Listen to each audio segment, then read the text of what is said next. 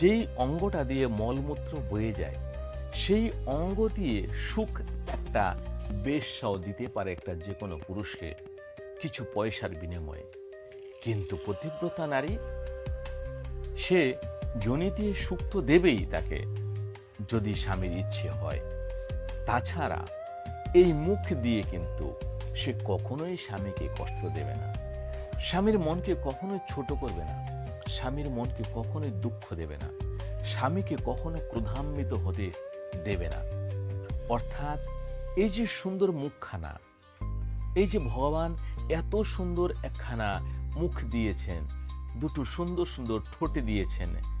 স্বাদ আস্বাদন করার জন্য, কথা মিষ্টি করে বলার জন্য এত সুন্দর একটা জিভ দিয়েছেন,